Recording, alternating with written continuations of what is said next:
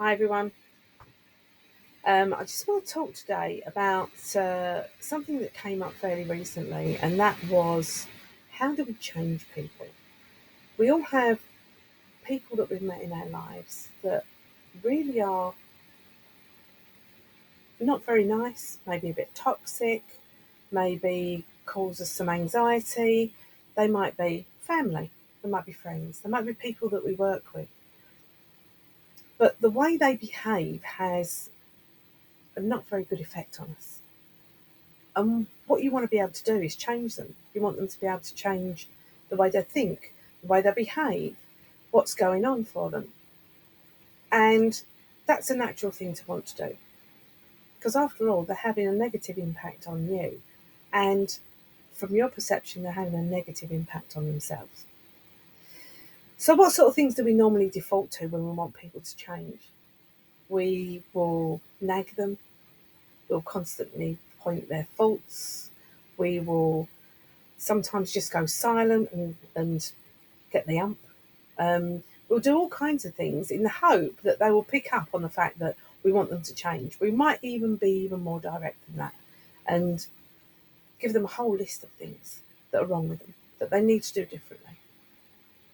Now, the fact of the matter is that we can't change anybody.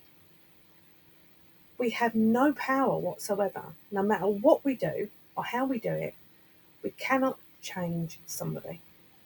We cannot make them into what we want them to be. It's just not possible.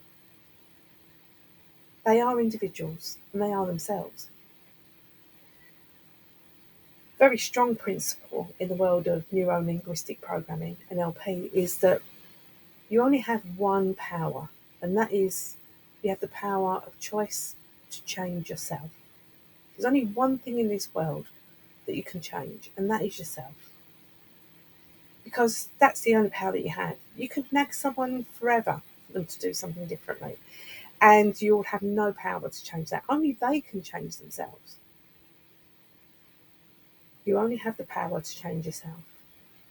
So, how do you help somebody else change then? You've still got the same problem. You still have this person who is behaving in a way that you really want to have them stop doing or change or do differently because it's not good for you and it's not good for them.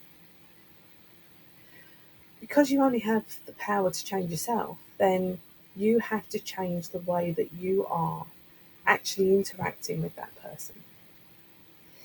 Change the way you're doing it. Change your course of action, your strategy, and keep on changing it until you get some change from that person. Because what it is, it's a communication issue. And the more flexible that we are with ourselves, if you keep on doing the same thing over and over again and expecting a different result, that's actually a definition of madness, as Einstein said. So, what you're going to do is actually change your approach. Change your approach, see what happens. If that doesn't work, change your approach again, see what happens.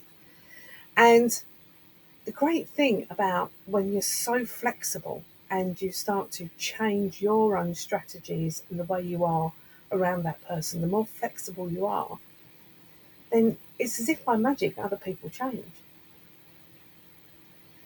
This actually was one of the first things that I implemented when it came to learning NLP, being qualified, and then working on my own relationship.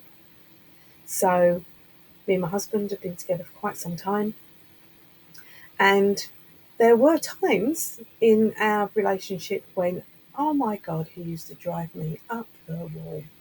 And I would be thinking inside, please, please, please change. Please do something different.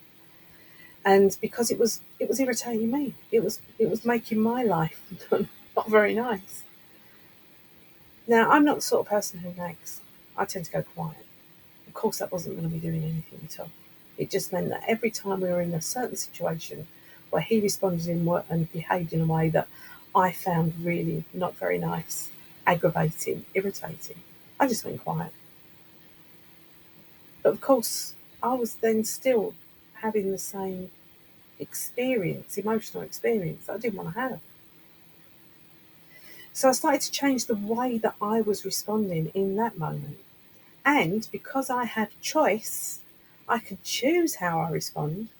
I also got myself really comfortable with the fact that I could do nothing about it and just choose to be calm and fine.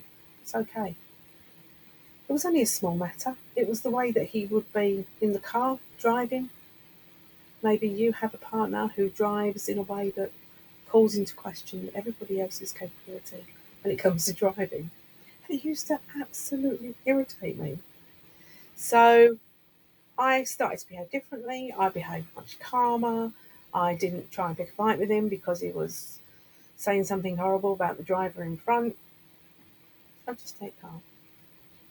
And I realised that actually he's the kind of person who likes to talk about what he sees when he's driving.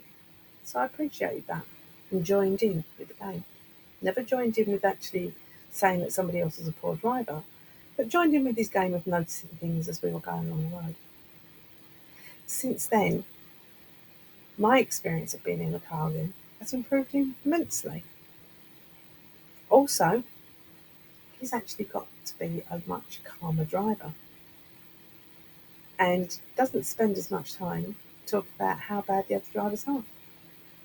So I changed myself and he changed. So that's what I wanted to share with you, that actually we can't change anybody else. We have choice in how we respond, and we also have the flexibility to behave differently. And when we change, others change around us. Thanks for listening. I'll catch you another time. Bye.